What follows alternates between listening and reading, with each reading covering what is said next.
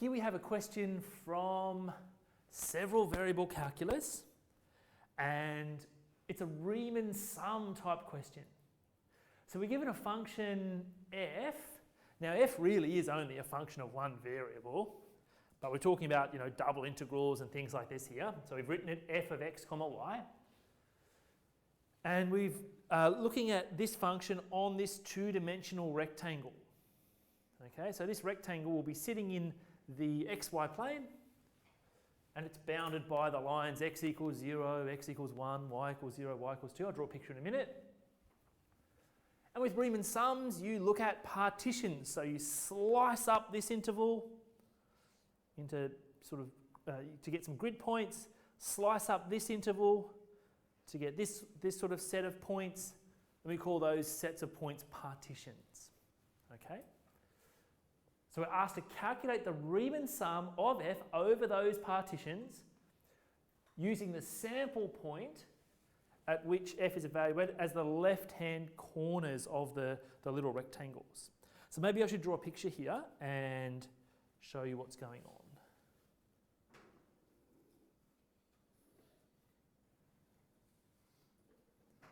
Okay? So if I draw in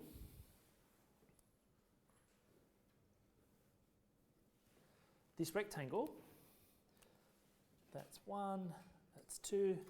The rectangle would lie somewhere, well, it'd be this, right? Okay, so that's your R. Now, what I can do, in fact, what I'm doing in this with these partition points is slicing up the rectangle, or the, I guess, the intervals associated with the sides of the rectangle. Okay? Now,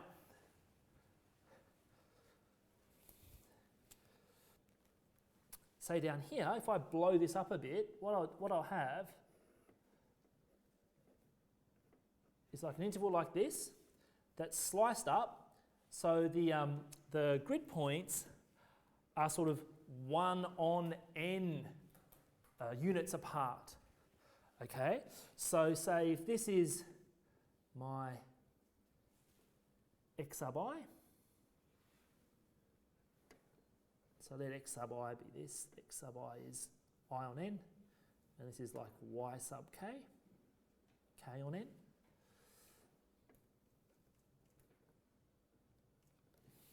The difference between these two grid points will be 1 on n. Okay, basically you just take I plus 1 on n minus I over n.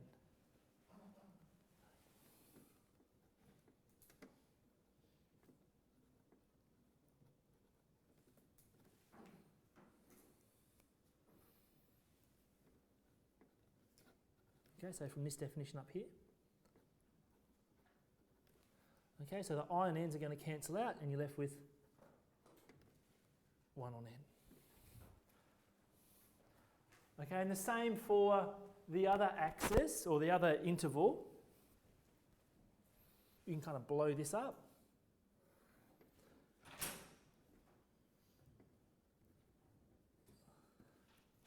If y sub k is k on n, then the distance between those points will again be y on n.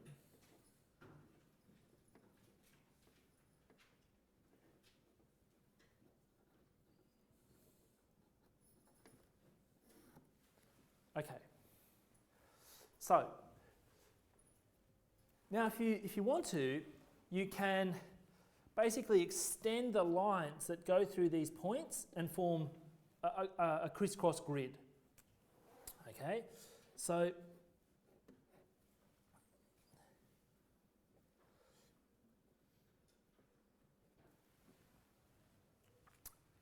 if you choose, say, any rectangle that's formed from those crisscrossing lines,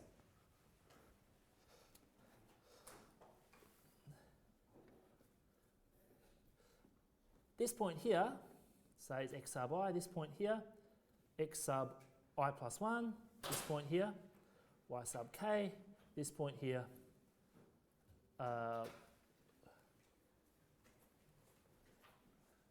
y sub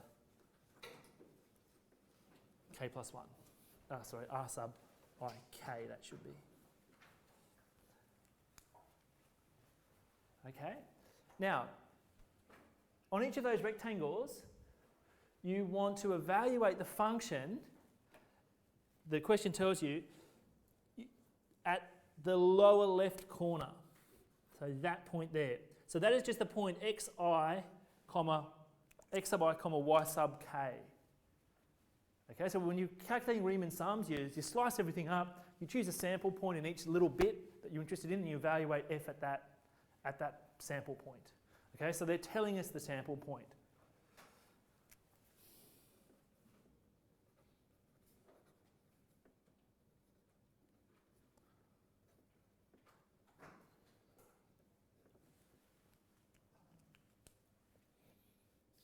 Oops. Okay. All right, so how do we actually set up the Riemann sum? We've pretty much done the hard work, right? We've got the sample point. The area of this rectangle is just the length of the base times the height. Now the length of the base is delta x sub I, and the height is delta y sub k. Okay, so you take this and this and multiply them together, and you'll get the area of each of the little rectangles. All right? So area of each of the rectangles is just delta x sub I times delta y sub k. So it's 1 on n times 1 on n, 1 on n squared. Okay, so now we can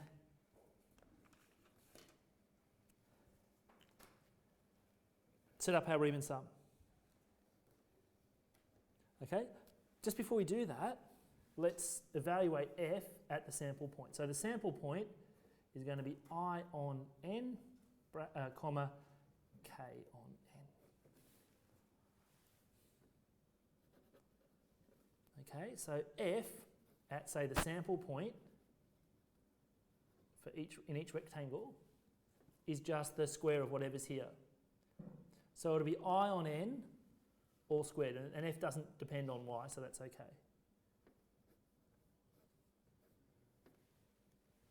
Okay.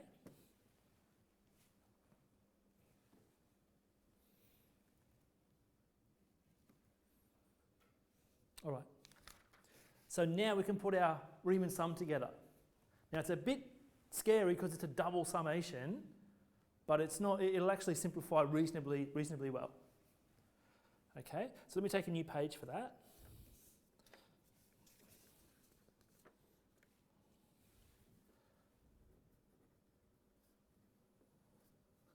Our Riemann sum is the following, okay? So we're going to sum over the k and the I. In the summation is f evaluated at the sample point times this area, or this product here.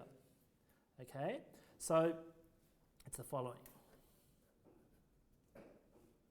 Okay.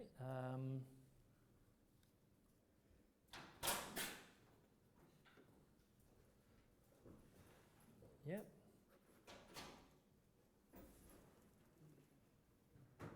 Okay.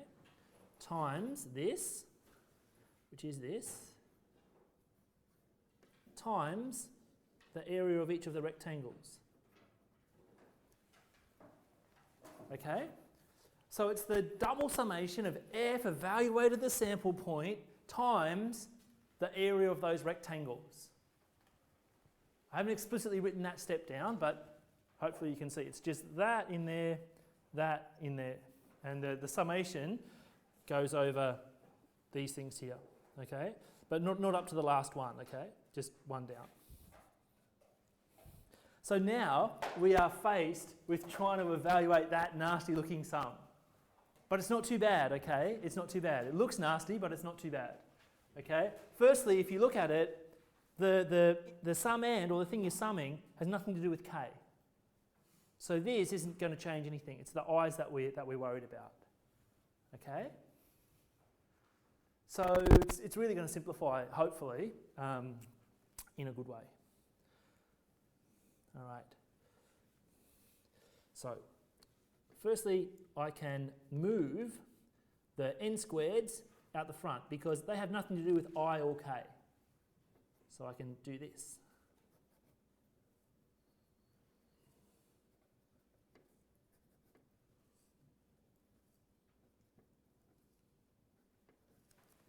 Okay. And now what I'm going to do is I'm just going to consider that the inner sum, if you like, first. And the outer sum isn't going to change anything because it's got nothing to do with, the sum n's got nothing to do with k. All right? Now you might have seen an expression for this. The sum of the first n squares or something like that. Okay? Sometimes you prove it by induction. There are other easier ways to prove it using, say, difference calculus. But to evaluate this, we need to know something. Okay, so we'll need to recall something. So let me just recall it over here.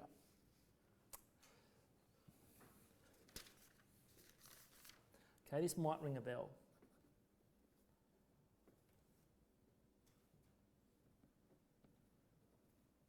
Okay, this can be written in the following way.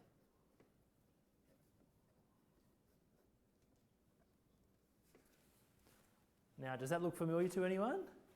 Sometimes you're asked to prove this by induction, say in a first course in calculus, or maybe in discrete mathematics. Okay?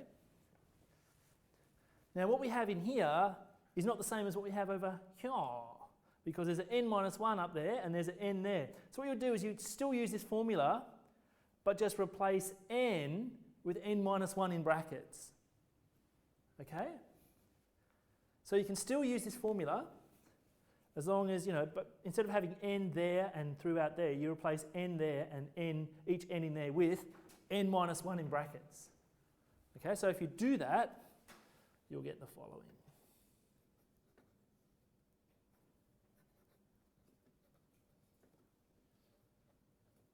Okay, it's a bit of a mess, I've got to say.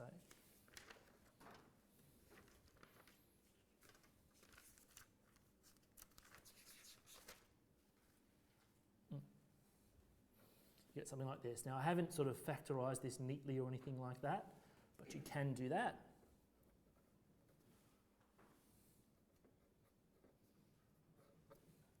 Okay, so here we used star. 1 on 6n. Okay. All right, so now we're getting somewhere. It's been slow, but we're actually getting somewhere. The question is, how do we actually work out what this is? Well, if you look at the thing you're summing, it's got nothing to do with k. All right?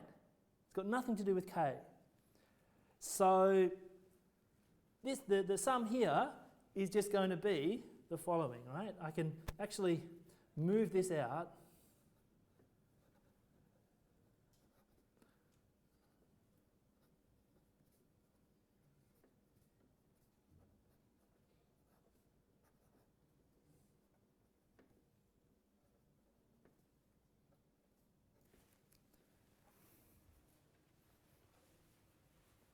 And I'm basically summing up 0 plus 1 plus 2 plus 3, 1 plus 1 plus 1 plus 1, 2n times. Okay?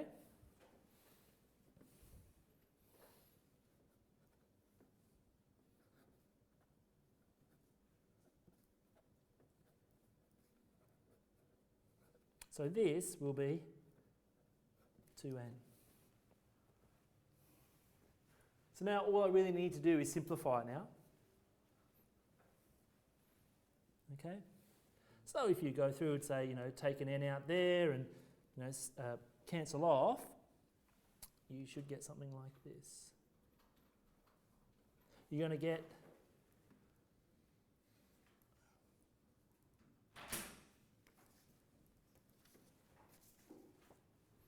what are you going to get? You're going to get a 2 there, yep.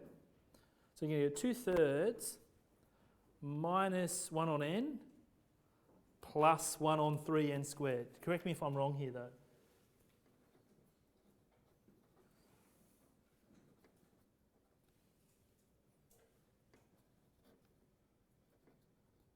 Yeah? Does that look right?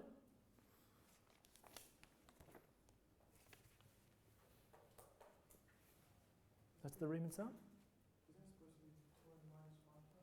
No, because you're using k equals 0 there as well. So you're adding 1 when k equals 0. Yeah. So, yep. I know, it actually slipped me up when I was saying it before. So that was what I said before was wrong, and then I corrected myself. Okay. Okay, so that's the Riemann sum. And the next part of this question is the following. Determine the limit of the Riemann sum as n approaches infinity. Okay? So this is the second part. All right, so we've got a real big mess here. So let me, this is the Riemann sum. It's a bit of a mess. Sorry. Could you just explain when you got that part of the 1 over 6, where did that come from again? This? Yeah. Okay, so this is something that, okay, it's hard to explain this because if you want to prove it by induction, okay, in a first course in calculus, you're usually asked to prove star by induction, okay? You know, but I mean, that's difficult because you actually have to have what you want to actually prove it, okay? There is a way of coming up with this without using induction, just actually coming out and proving it directly, okay? And one of the ways of doing that, I've got a video on it actually. It's called summation with a difference. One of the ways of doing that is to look at the difference between I cubed and I minus 1 cubed.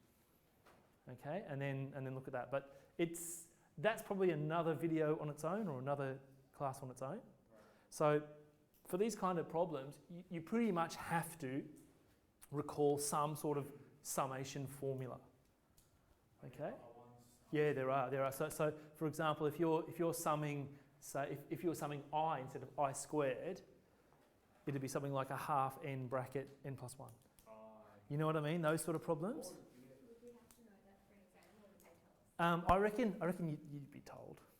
Yeah, I reckon, you know, because if you can't get that, you're not going to be able to solve the problem. Yeah, or they might ask you to actually set up the Riemann sum and not evaluate it. That's also very, very common. But let's get back to this. If we want to determine the limit of the Riemann sum as n approaches infinity, what we're going to do is go here and take the limit as n approaches infinity. So that'll go to 0, that'll go to 0, and so the limit of the Riemann sum will be 2/3. Yeah? Okay, so our Riemann sum is 2/3 minus 1 on n plus 1 on 3n squared. So as n goes to infinity, this is going to go to 2/3. Okay? So that's the limit of the Riemann sum. Now,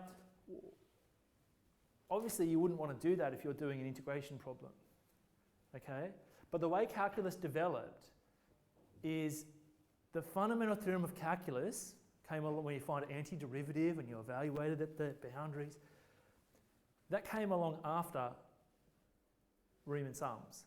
So before the fundamental theorem of calculus came along, everyone was doing these Riemann sums. So they try to do an integral, they write it as a sum, they take the limit, and they're like, crazy, this is crazy, there's got to be a better way. So thanks to the fundamental theorem of calculus, we don't have to do Riemann sums anymore. Okay? So it's a pretty good theorem. But let's say we wanted to use the fundamental theorem of calculus. Okay? Let's compare. We've got an answer. Our Riemann sum, the limit of our Riemann sum is 2/3. Let's say I just wanted to integrate this function over this rectangle. We'd hope that we get the same answer. Okay? Shall we do it? So the double integral of x squared over r, And the dA is the area element. It means dx dy or dy dx. You haven't specified any kind of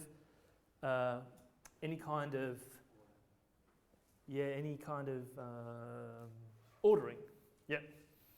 Okay. So fundamental theorem of calculus tells us we can hopefully do this as long as we can find the antiderivatives. So you look at the boundary.